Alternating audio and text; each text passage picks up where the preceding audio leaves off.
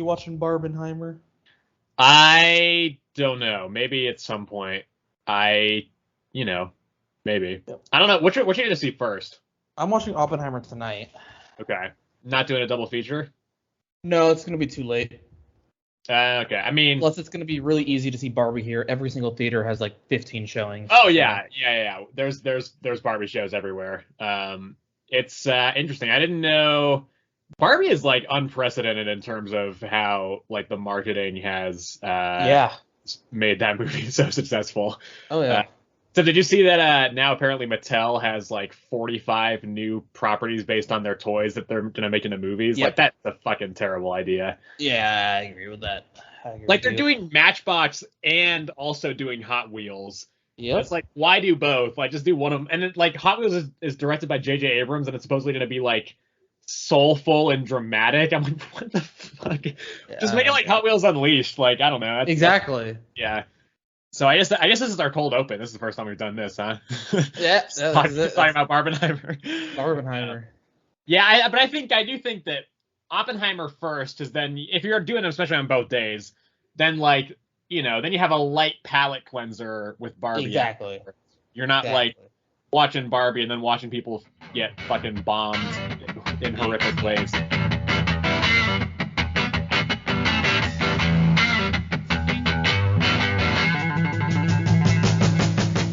All right, hello everybody. Welcome back to Earth's Latest Comics Reloaded. This is episode 6, I believe. We are we're back talking more comics. I think it should be a bit shorter of an episode this week. I don't think our poll lists were quite as hefty as they have been in some weeks past. This week, kind of some of the big stuff we talked about. Something is Killing the Children is back. Also, Blade has a new ongoing series, supposedly ongoing. We'll see how long this one lasts. In Blade number 1, and Night Terrors it won't stop. It just keeps on going. So yeah, we've got some fun stuff to talk about today. As always, there will be time codes below if you want to skip around to any section in particular. I figure I'll start with the one issue that I read this week that Sebastian did not read, which is Moon Knight City of the Dead number 1. I really do not have a lot to say about this. This is a 5-issue miniseries that is running in tandem to the current ongoing Moon Knight series. I liked the current ongoing Moon Knight series. I've gone back and forth on it. I don't love every issue, but I think it's solid. This one, I don't know, man. I just wasn't really into it. I read it like an hour before we started recording this today, and so I'm pretty fresh on it. I didn't think it was that interesting. I mean, it's essentially just the plot focuses around a kid dies or is on the verge of death. And so Mark goes into the Duat, which is the Egyptian afterlife, to essentially just try and save his soul or something. And that's pretty much it. Not a whole lot really happens in this first issue. It's just him kind of performing the ritual that gets him into the Duat, and then he's just going around like interrogating people trying to find this kid. And I guess it's notable in that Scarlet Scarab from the show shows up right at the end. Layla was in Moon Knight 25, which I believe was 2 weeks ago. But she was just there as Layla. Now she's here as Scarlet Scarab. This is her first appearance of her superhero persona. So that's something, I guess. But yeah, I just wasn't really super into this one. I think also the art felt a little bit weird to me. There was some weird proportion stuff on the human figures. Some of like the backgrounds in the Duat were cool, but I just wasn't really that into this one. I thought it was fine, but I don't really have any plans to keep going with this one as of right now, unless I still don't really know if this is going to have any impact on the Moon Knight ongoing. If I hear that it does, or if I'm reading Moon Knight and I feel like I'm missing something, then maybe I will go back and catch up on some of these other ones that I'm gonna not be reading going forward. But yeah, I just don't see myself picking up the next issue of this one. I gave it a 5. All right. I'll talk about Hawkgirl number 1 because you didn't read that one. Oh yeah, you read more ones that I didn't read this week.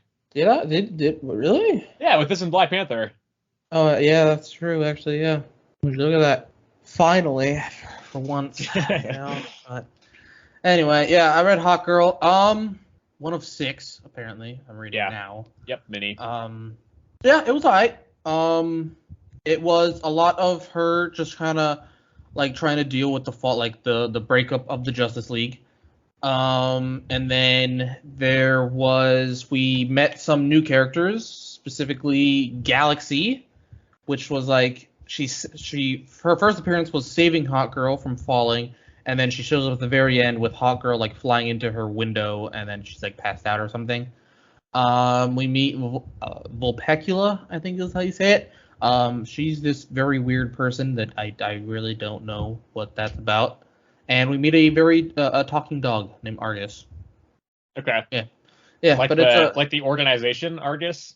I don't think so. That's just the dog's name. Okay. It's just Argus. But yeah, it's just her just dealing with the breakup of the Justice League. The next one we'll see what happens, really. Yeah. But that's pretty much it. Yeah, it's just her yeah. Do you know which Hawkgirl this is? Because I don't. I know there's one that's like a mystical like reincarnation. Kendra. This is Kendra. Okay. That's I don't know which one Kendra is. She was in The Flash. The TV show. Okay, that's this version. Yeah. The Legends of Tomorrow version. Yeah. Okay. Because I know there's also another one that's just like a normal person. No, this is okay. Are you gonna plan to keep reading this? Yeah. I mean, I didn't hate this one. You know, yeah. It was a lot of talking. But yeah, I'll keep going with it. See where it goes. In case anybody has been mishearing us, we are saying Hawkgirl and not Hot Girl because I feel like it should be. As in the bird. Yeah. All right. Well, I don't think I'm planning to read this one, but no. I'd probably give this a 6.5. Okay. Yeah. That's where I'm gonna keep it. Yeah, I don't know. Cover looks pretty good. I don't know if that's. I don't think the cover artist is. Oh no, the cover artist is the interior artist. Okay, cool. Yeah, I've never heard of this writer, so I don't know. But okay, actually? Do you just want to go into your other one that I didn't read? Yeah. All right. Yeah. I should have started with this one. Honestly, people. I have very little to say about this. Black Panther #2. Apologies to the one YouTube comment we got who said the first one was fire. I guess Sebastian's gonna rag on this one as well. Yeah. I was about to say apologies to you because I still don't enjoy Black Panther. It's this one was honestly I kind of want to say it was like worse than the first one. Okay. I'm not even gonna lie. Yeah. So we discover that, we knew T'Challa was in Wakanda, but we now learn that he's using like hologram, like to cover his face and body and stuff to like pretend to be this other person. Yeah. Just like a random person. I forgot what he calls himself. I think it starts with like an I or something. I don't remember. But he's like basically like working at some place and like at night, it's kind of like at night he becomes a Black Panther and goes around. And it was just literally he met Besa at this as she was like I don't know if she was like robbing a place or no, she wasn't robbing, I don't think, but she's like I don't really realize what the frick she was doing. They fought for like 2 seconds and then they just dipped. Okay. And then he went and then what was it? Black Panther, he met someone else that knew Besa, I think, and then he shows up at her apartment. That was it. Okay. It was awful. It was like the way that like they ended the last one compared to how this one went. You would thought that their fight was just gonna be like really good and it was gonna be like a couple pages. It was literally like 1.5 pages and that was it. Like, It was just nothing. I'm kind of curious on this one. It seems like people on League of Comic Geeks seem to be liking it more or less. Yeah, I know, man. And clearly our viewer also enjoyed it. I'm seeing people equating Besa with Catwoman here a lot as well. I wanted to say that like he basically becomes Batman, but like Batman also operates during the day, so I didn't want to specifically say that. But it literally is like he's becoming just like Batman. It's really weird. Interesting. Black Panther is not the character I would have most thought would go that direction. Yeah. All right. Well, what did you rate this one? I'm giving this a 4, and I didn't enjoy this one at all. Okay. I don't know if it was just because the last one I didn't enjoy either, but man, Yeah. this one just even less. All right. Well, maybe I'll start reading this one, and we can have a difference of opinion here. We can win that person back. Yeah, I'm gonna give it one more chance. 3 strikes and you're out, Okay. man. But Yeah. Christ Almighty. I think he's fighting Deathlock next issue. Yeah, that's what it seemed like. Yeah. Okay. What do we want to do next here? Let's see. Let's do Void Rivals. All right. You read the first one. I read the second one. What do you think of the first one? Weird.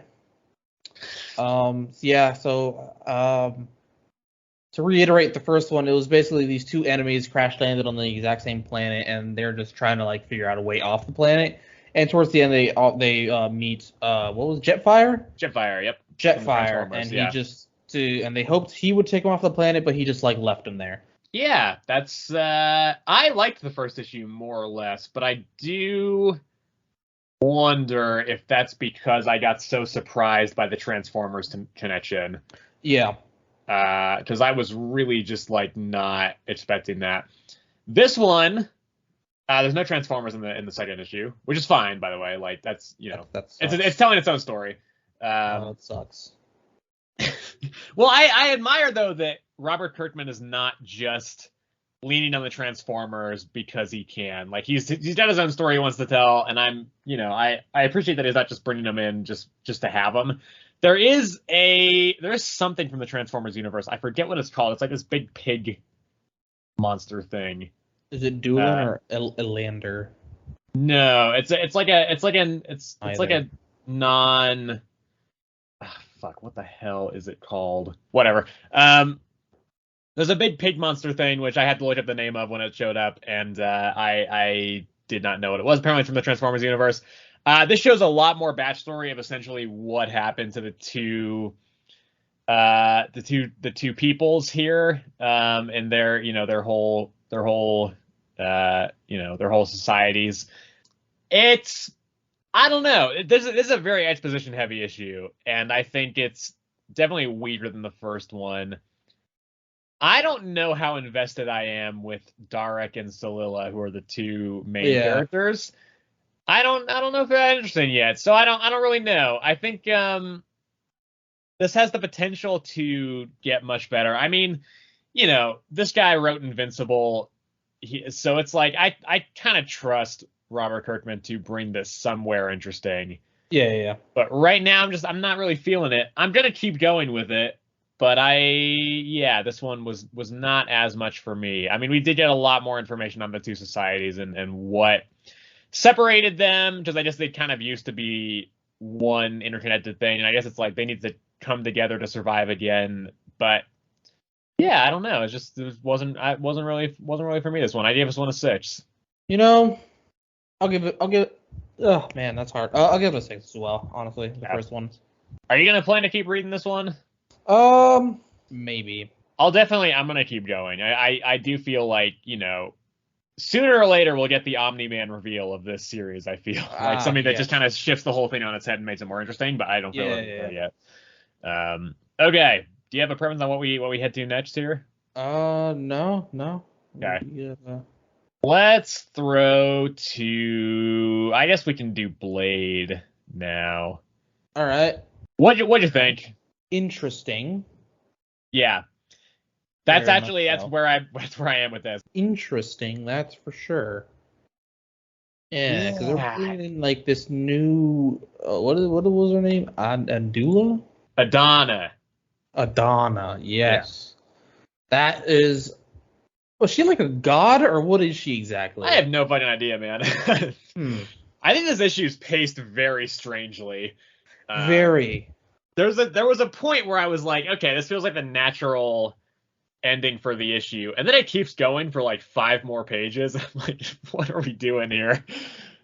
Yeah, dude. Yeah. I thought we were gonna get a lot more killed things. I thought he was gonna go off on vampires, but We did a bit of that. We did kind We got of a bit like of that at the beginning, yeah. Yeah, we did a bit of like, hey, look, Blade's back. We're doing a quick action sequence, but I think this is otherwise just setting up the main main antagonist. Because it starts off as Blade needing to protect this person, and she ends up being the villain. The villain. Does she get like awakened? Is she possessed? Like I don't know. I think she was just always been like just playing the Blade. Evil. Yeah, she was just playing him, and then when he finally killed the person that was trying to kill her, she like was like, ah. Yeah, I guess it's like this situation. It's kind of like this guy trains his whole life to kill her, and then he just gets immediately killed by Blade. Like, damn, bro. So I don't know, because I feel like once we see the turn of Adana, that I feel like is the point to end the issue. Yeah. But then Blade gets knocked out, and then we see him getting like tortured for a couple pages, and then the person who's torturing him is like, "Hey, come with me. We'll get you out of here, and then we can go kill this supernatural creature or something." And I just feel like the place I feel like it's paced very strange. I feel like the writer Brian Hill maybe had an idea for a story, but didn't love the setup, and then just decided to rush through all the setup to just get to the main stuff here. So I don't really know. I'm kind of back and forth on where I feel on this. Art-wise too, I wasn't sure. I should be clear. I love the artists on this. I think they're both Elena Casagrande and Jordi Belair, who's the penciler and the colorist respectively. They're both great. I have loved all of their work on everything else, but I think it's really dark here. Yeah. And I had a hard time seeing what was happening in some of the panels, which is a weird phenomenon. I don't think I've ever had that happen with a comic before. So, I mean, I love both of their art individually, but I think in combination here, it just felt strange. Yeah, I don't know on this one.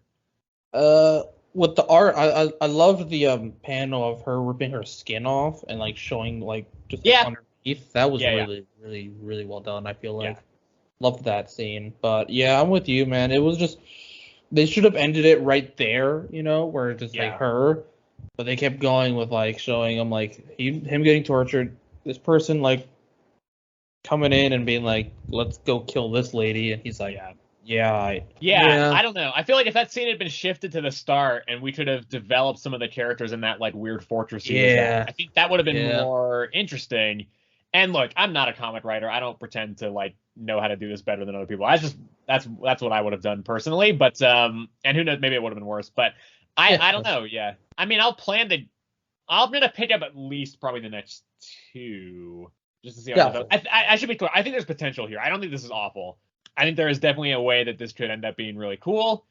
But right now I'm just not. Yeah, I'm not really sure on the premise. I think is a little bit wishy-washy so far, and the pacing just really threw me off on this one. No, I agree with you. I agree. I think I'm sitting at like a 6 right now for this one, I think, as well. Yeah. I think I've given everything a 6 so far. Ooh, that's I gave one thing a 5. I gave one thing a 6.5. You gave one thing a 4. Oh, that was a 4. It was a 4. Yeah. Yes. I gave Moon Knight. I gave Moon Knight a 5 as well. Yeah.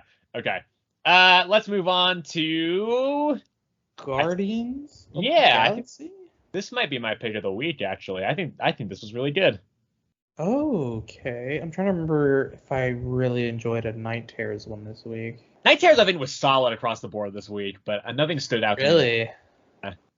Oh, like, okay. Well, solid, you mean like nothing was like terrible? Yeah. I think it was all kind of roughly in the this is pretty decent, but not amazing. Yeah, just like last week. Yeah.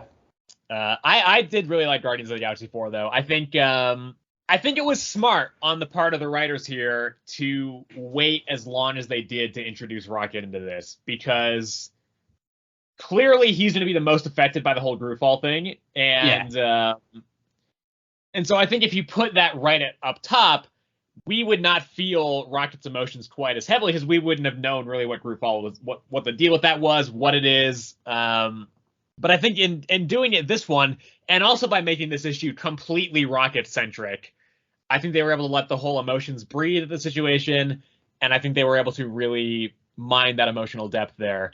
Because essentially Rocket is the what they call the star sheriff of this planet, where he is essentially just defending it from Grootfall after Grootfall. He has a whole system to take down these Grootfall occurrences, and he's also got a robot buddy, which he also named Groot. And yeah, I think this is just a really solid 4th issue. I'm kind of fully back on board with the series. I was issue 2 and part of issue 3. I was like, okay, what are we doing with this? But I think it's picking back up here. Yeah, I mean, the only thing I would say about this is that I was a little disappointed because I feel like the cover art is a bit like misleading in some sense, you know? Sure, yeah. But besides that, I did enjoy this issue. Yeah, I assume finally in the next issue they'll finally meet again, honestly. Yeah, well, next issue supposedly is the origin of Grootfall. Oh, okay, so it's gonna be like backstory, maybe? I think flashback, yeah. Gotcha. Yeah, I also think the interior art, this is the place where it clicked the most for me, because I've not been really a huge fan of Kev Walker's art in the series up to this point, but I think it's good here. I think it works really well for this. I love the panel where Rocket goes in and you see the wall that's just labeled Groot's I Killed, and there's just fucking dozens of them. Like I think that's a really well executed little section there. If I had one complaint about this issue, Rocket kind of acts like an idiot in the back half. Because there's this like weird cult that worships Grootfall that drops down to the planet, and Rocket just immediately tells them how to dismantle the whole operation. Like he doesn't mean to. He's like, don't mess with the railroads, but they're like, yeah, praise Grootfall, and he's just, after he hears that, he's not like, okay, these guys are trouble, let's get rid of them. He's just like, okay, whatever, and then he just walks away and leaves, and then is like all surprised when Grootfall actually is able to land because they fucked with the defenses. I wouldn't say he was surprised. He was just more like frustrated because, like, obviously, you know, he's trying to act like the sheriff. He's not trying to like hurt the people that are coming to this place. They're here for refuge, you know. So he's not trying to kick anybody out. But like eventually, when he tells them the rules and stuff, and he tells them not to fuck with the railroads, and then he figures out that they're like fanatics of Grootfall, and then when they finally did fuck with the railroads, he's like, damn, I should have seen that coming, you know. Yeah, well, he should have. That's the whole point. Like, he should have at least kept him under watch or something, because that is suspicious as hell. I'd be like, yeah, okay, maybe you guys should, you know. Yeah, exactly. Yeah. I do think it's also interesting. It does seem like they are treating Grootfall as a solution for the allegory of like climate change. It's like, all these humanoids are fucking up the planets, and Grootfall is essentially just making them like lush and full of like plant life and everything again, which I think I also maybe said I thought might be the case last issue. Like you were correct about Kamala being a mutant. Yeah. Oh my God. We. But I think we recorded that episode after it had been revealed that Miss Marvel Kamala is going to be resurrected as a mutant. I will say, we don't know when yet. My theory that it's going to be at the Hellfire Gala next week, as far as I'm aware, that has not been proved yet. So, but yeah, we recorded that before I knew, but after it had been announced. So, yes. Yeah, but anyway, I don't know if I have too much more to say on this issue, but I think it was really, really good. I like this one. I did enjoy this one. Yeah. Yeah, I think this was the strongest of this series so far, and I think it was also the strongest of the week for me. I gave this one a 9. Ooh, wow! I was gonna give it an 8.5. Yeah, looking forward to the next one. I think the series is moving in the right direction right now. I think we only have something that's showing the children off before Night Terrors, right? Oh yeah. Okay, Sebastian, this is what I made you read this week. Yes, Am I 4 for 4? No, honestly, I hated this one, Arden. Like, I honestly couldn't believe you made me read this. Did you really? No, I loved it. Okay, that's what I thought. Yeah. Well, as I saw, I kept checking your. Sometimes I'll check your read list to see like where you're at in the week and what you've been reading in comparison to what I've been reading. And I saw it pretty quickly, and I was like, oh, Sebastian's read 15 of these already. Wow. Yeah, dude. I just kept on wanting to like read it to figure out how it was gonna end. You know, that first, my first story. You know. So you would have finished the first arc by now, right? Yes, I finished the first arc. I'm on like the flashback bit right now. Okay, yeah. Flashback lasts 5 issues, and then we're into the arc that is still ongoing at the point where I'm at. Damn. Wow. Yeah. All right. Yeah. So thoughts? Where you at with this? Really enjoy this one. I think this is my favorite of the ones you've made me read so far, honestly. Yeah. Yeah, it's just basically this. It's Erica, that's the main character. Yep. Erica Slaughter. Erica Slaughter. She basically just. I think the idea behind this is super cool. So she kills monsters that that children like basically think into creation. Yeah, they are so afraid of them that in believing that they are real, they become real. They become real. Yeah. And I think that's such a cool like idea, you know? Yeah. Because every kid is afraid of something, so it's like realistically it's gonna go on forever. Yeah, yeah. I also think it gets really interesting when they start introducing the members of the Order of St. George, who are just all the fucking worst. Like every single one of them is just terrible, except for Aaron. Is that his name, Aaron? Aaron Slaughter. Yeah, Eric is like handler and brother in the Order. Didn't he die? He did, yeah. But what I'm saying is that I think other than Erica, he is the least bad of them. I mean, I don't know. I guess. Everybody else fucking sucked, man. Like Cecilia is. I guess comparatively, yeah. like he did end up like helping her in the end, exactly. whereas nobody else wanted to. Right. But like even then, he wasn't like the best. Yeah. Well, no, certainly not. Yeah. But I think one of my favorite moments in this series so far is an issue. I think it's number 9, where Erica's talking to James in the hospital, and he's like, I thought you were just going to leave. And she's like, no, I wouldn't have left without saying goodbye. She's like, you 100% would have left without saying goodbye. And she's like, yeah. And then he essentially asks her, he's like, why? Like, you are fucking up right now. Why are you here? Why not call? There's other people who know how to do this. Why not call in someone who knows more? And she's essentially like, the people who know more care way less than I do. And if they come in, it's going to fucking kill everybody. Like, this is the only way that this works out in some semblance. Exactly. Yeah. I think that was a really good conversation. This is written by James Tynion IV, who wrote your previous favorite series that I made you read, World Tree. That's still going, obviously, as well. And it's so good, man. He's such a good writer. I've met him as well. Really nice guy. And I think it's also, this one's interesting. This initially was going to just be a one-shot. The name of the series, Something is Killing the Children, had been like banging around in his head for years. And he was just kind of waiting to do something with it. It was initially to be a one-shot showing Erica going around just, a day in the life of a monster hunter, essentially. Gotcha. And it just kept developing the lore, and it just kept building and building and building. And now we're at issue 31. Like, this series is going real strong now still. I think in terms of where I'm at, I don't want to say too much because, you're still obviously a little bit behind. What I can say, though, because she's left the Order by the point you're at, right? Yes. So the premise of this current arc is she's essentially hunting another monster. This is called the Duplicitype, which can shapeshift, essentially, and take the shape of humans. And so she's hunting that, and meanwhile, the Order has sent another Black Mask from a different part of the world to hunt Erica. Gotcha. So it's these two stories kind of converging. They're both still developing right now.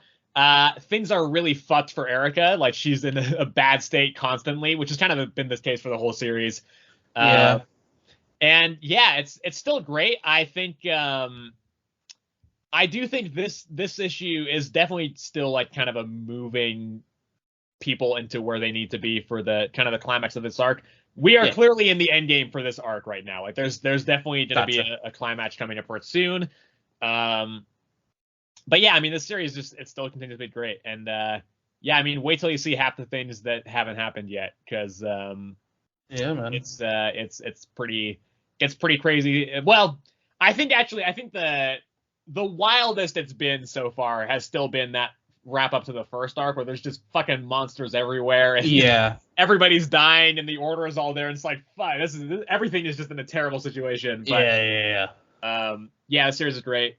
And just saying, Sebastian, maybe you should up your game, because I know good comics, and I keep sending them your way, and you keep sending ones. But to be fair, I like Spirit World a lot.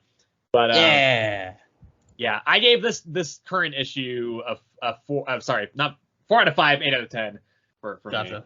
Me. Yeah. Well, the series as a whole, since I've read 16 chapters, I'd probably give this a 9 out of 10 right now. Yeah, the series is an easy 9, I think. Yeah, I think it's really, really good. Yeah. Art is great too. Werther Dell'Edera, great. Yeah, I really enjoyed the art too. Yeah. Yeah, so Sebastian didn't make me read one this week. I mean, he was going to, but Okay. neither of us could find it. So Listen, guys. All right. So it was more of a meme pick than it was anything, a troll. you know. I knew from the start it was a troll. Yeah. 100%. I tried to make us read the Street Fighter Swimsuit Special 2023. All right, guys. But we could not find it, and so Arden decided to go back and read the 2016 one while I just dropped it. This sucks, by the way. It was terrible. I was not have to be reading it. Yeah. So essentially, because I'm just to do a bit of context here. Before we started recording last week, Sebastian. Sebastian guessed that I was going to make him read Something Is Killing the Children. I've been talking about it for a couple of weeks. Yeah. And I just hear him. He's looking through trying to find one to make me read. I just hear him start laughing maniacally, and I'm like, "What the hell? What did you just find? What are you making me read?" And he's like, "No. I'll tell you after we record." So then he's like, "Yeah, I'm gonna make you read the Street Fighter Swimsuit Special." Like, fucking hell. I'm surprised these are still going. By the way, just swimsuit specials have been like.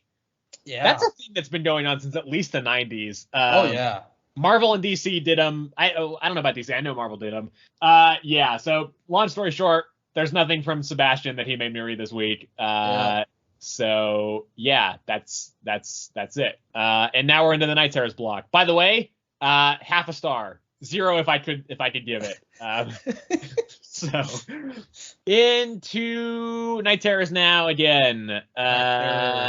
I think it starts with Night Terror's Catwoman, right? Catwoman, yep.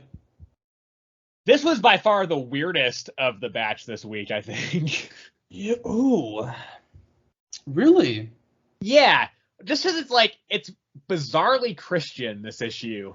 It is. It is. I was just like, what is happening? Catwoman is never a character I would associate with that. Yeah, no. I thought, okay, so this one was kind of another one where it just it doesn't really seem that much of a dream again. Yeah. But it did put into the fact that it was a bit back in time, because it was when Batman apparently was first starting. He hadn't told anybody else that he was Batman. He had no idea who the Joker was. There was all these things, right? Yeah. And so it was. I don't know if oh man. I just don't know if I really, really enjoyed this one, you know? Oh, I don't think this was I don't think this was great. I think it's better than a lot of other stuff that I've read from this writer. I'm not generally a huge fan of Tini Howard.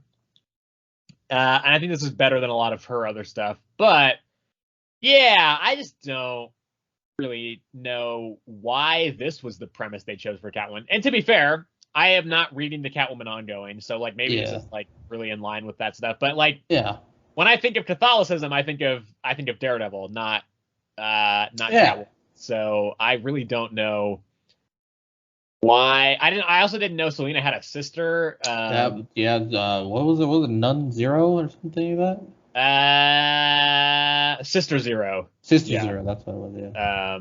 So also her name is Maggie, which I'm pretty sure is Matt Murdock's mom's name, and it's bad. Well, not bad. I give it a 6. I don't think it's terrible, but I think this is the weakest of the issues for Night Terrors as well. Oh, for sure, 100%. I'd honestly give this a 5. I really Also, can we just say what the fuck is going on with that cover? Yeah, that is real bizarre. Has nothing to do with what actually happened, really. We saw snakes for the first 3 pages, and that was it. Yeah, it's just a really weird, really strange cover on that. So, I don't know. Not amazing, for sure. Next up. Unless you have any more Catwoman thoughts. No. Yeah, next up is it's Nightwing, right? Nightwing, yes. What did you think on this one? What did I think on Nightwing? He's being hauled into Arkham Asylum by people that are animals, really. Yeah. Because he killed Batman, apparently. Because he apparently killed Batman, and he's sharing a cell with a very creepy Scarecrow. Right, it was Scarecrow. I forgot about that. Yes. Yeah, it was Scarecrow. And his parents are in here too, his dead parents. What else? Yeah, this one was very dream-esque though. Yeah. Very, I think very this one much was so. all right. I didn't mind this one. Yeah, I didn't mind this one either. Yeah, not like incredible. How did No. Babs factor into this? I know she was in it, but I totally forget what She she was at the did. very end. She was like half robot. Yeah, I don't know. I think this was solid. I thought for a while that the person running everything was gonna be Batman. Um, Oh, you thought okay. So you yeah, thought that he was gonna be the warden. yeah. Gotcha. But did we figure out who that was? I don't think it's I'm probably pretty. the It was Joker, just. right? It was Insomnia, I thought. Okay, I mean maybe. Because when he crashed through the two-way glass, that's who was on the other side was Insomnia. Oh, really? Okay. Yeah. I just really don't remember this issue at all. I don't know. I have it marked as a 7, so I'm sure I liked it on some level, but I don't remember Seven much. sounds good. 7 sounds correct to me. Yeah. Like that. It's not deserving of 6, but I don't think it can be higher than a 7. Yeah, I think it's solid enough. Yeah, I really don't. This one didn't make much of an impression though, because I did not remember Yeah, you much of it. clearly didn't remember much about it. Yeah, evidently not. The next up was Night Terror's Punchline. Punchline, yes. This is a character who I had never read an appearance of before this point. Me neither. I didn't even know this was the thing. I honestly, when I first read Punchline and I saw like the cover, Yeah. I thought it was gonna be the joke lady from Spider-Man. Forgot her name at this point. Oh, Speedball. Speedball, that's what her name is. Yeah, for some reason my mind was like, yes, she's in DC. God, if it had been Speedball, I would have fucking thrown this issue out the fucking window. I cannot stand that character. Yeah, dude. Well, I thought it was gonna be something like her, you know? Yeah. Because the cover art it looks like a phone and she's like deleting something. So I was like, oh, okay, it's gonna be something like that. But no. I thought this was pretty decent. I liked this one. Yeah, I did too. I think what's interesting about this one is it kind of makes it unclear for a while whether or not she's actually awake. Yes. And I think maybe she might be still, actually. I don't know. I don't think so. My thought is that maybe, because I should say, I've never read a Punchline appearance before. I know nothing about this character. I knew she existed, but I didn't know anything about her. It seems like she maybe has some level of immunity to gas, is what she was saying. And who knows, maybe she's still asleep. But I do think it's possible that what happened is it's like one of Insomnia's like dream nights taking over Batgirl and going after Punchline. And then like Punchline is able to stay awake, but the sleep gas is still affecting her to the point where she's seeing Barbara as this weird mechanized monster thing as opposed to just normal Batgirl. And could be totally off base there, but that's a thought I had while reading this. Okay. Now, this is what I thought while reading this. So it's not that she had an immunity to like gas. My understanding was that she made a gas to like knock, like she made a gas to like inject into what they were robbing, and because of that gas, they weren't affected by the other gas that was that was making everybody else fall asleep. Right. But I think that was a lie, and that part was also a dream. Yeah. Because then it went into her killing Batgirl. This one's Batgirl, yeah. Yeah, Batgirl. And then her riding around Gotham with everybody asleep. So I think that part was the dream already. Yeah. There was a cool kind of creepy panel as well when she's riding the bike through and Insomnia just starts like watching from all the screens and stuff. That was pretty cool. I didn't notice that part actually. Yeah. I don't know how much more I have on this one. I think it's pretty good. Very, very, very creepy Batgirl zombie mechanized monster thing. Yeah, the art was pretty cool on that. I think I'm also gonna go 7 on this. I'll go 7.5 because I liked it better than Nightwing's. Yeah, fair enough. I also liked it better than Nightwing's, but I'm using the lead score, and that's technically even that's already a 5-star, so I gave it a 3.5 on that, so it would just be 7. Okay. Superman is next. Superman's. This is probably the best of the Night Terrors this week. Yeah, I'd say so.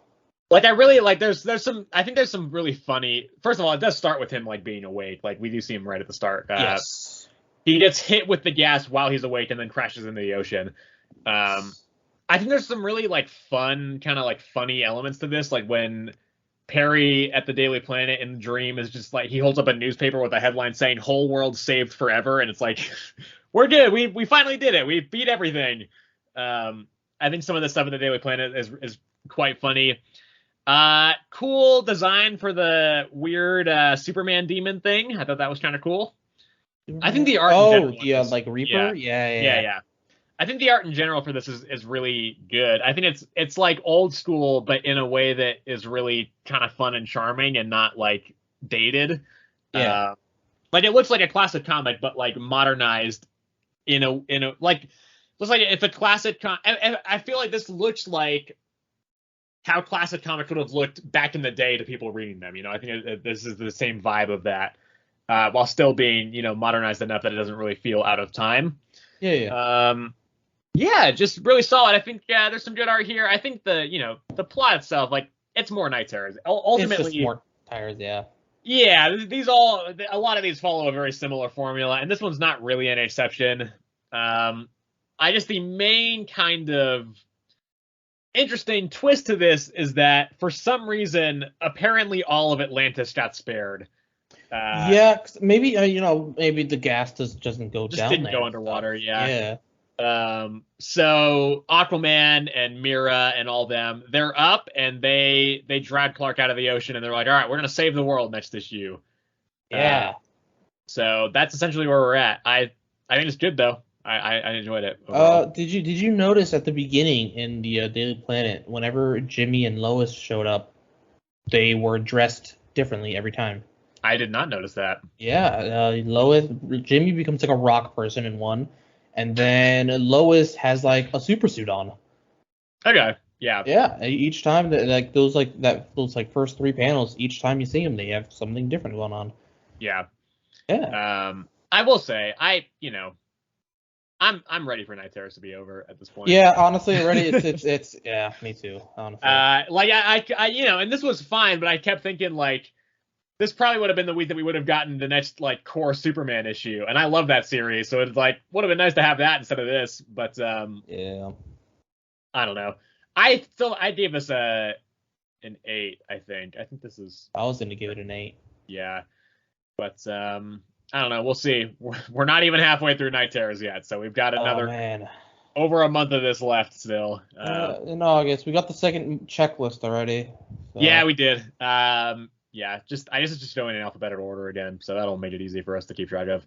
Yeah. And then the finale for the week is Night Terrors Wonder Woman.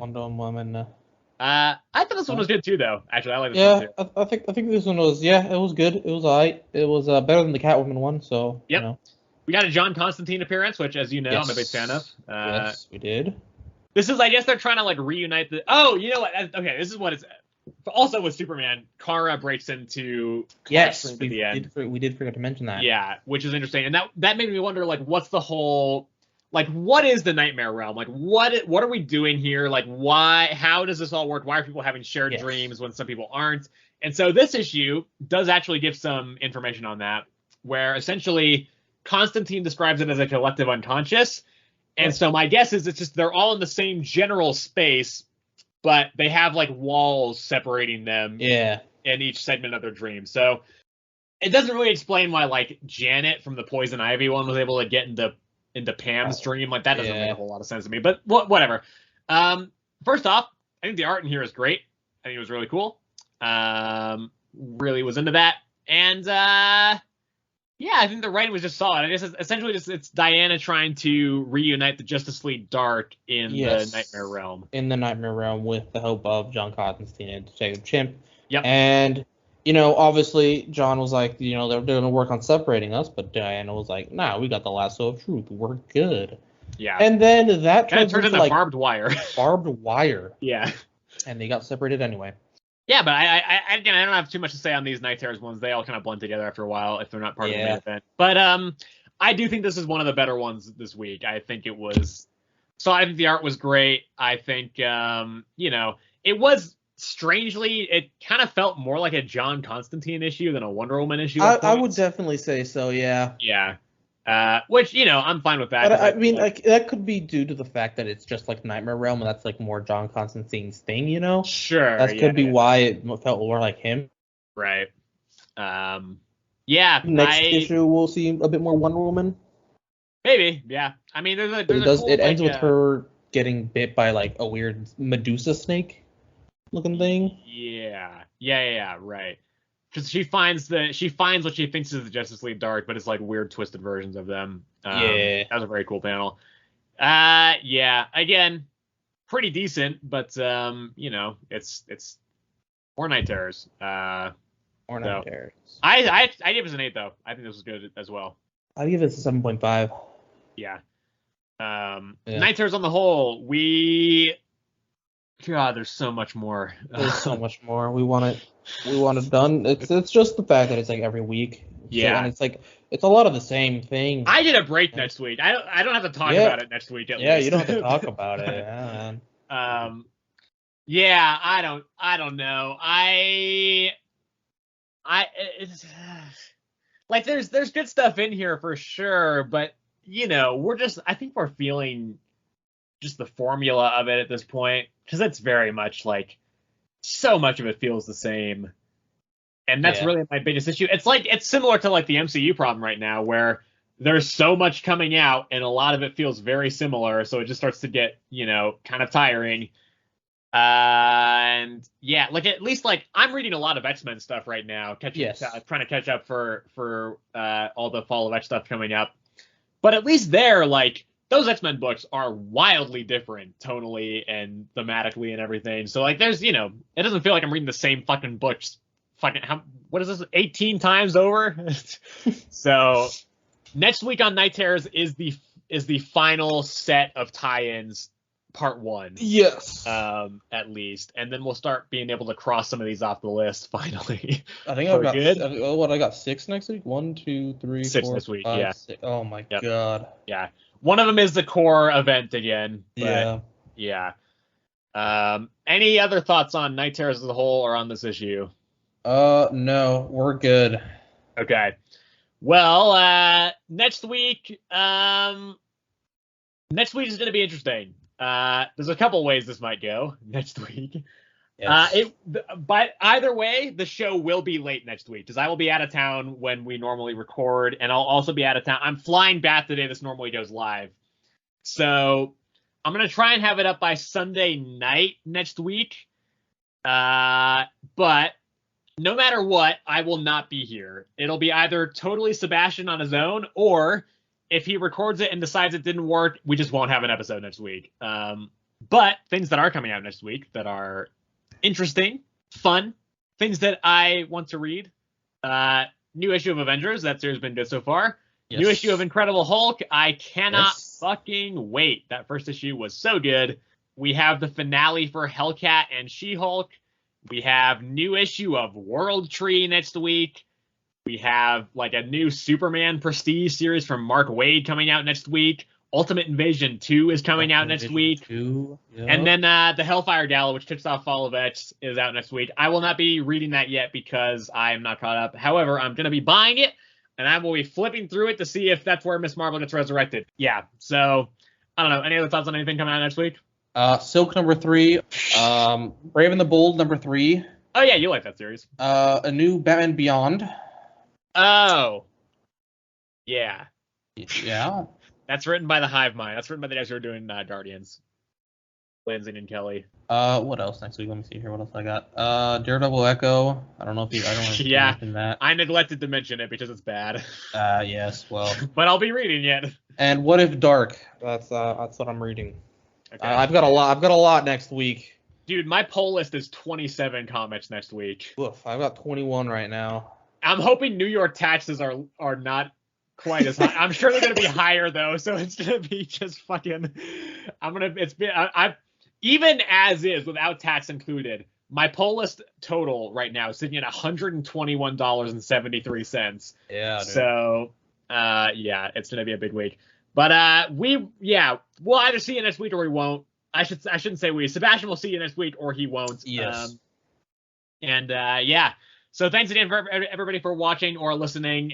We are on both Spotify and YouTube right now. You can listen to us on either platform. We are Earth's Mightiest Comics on both.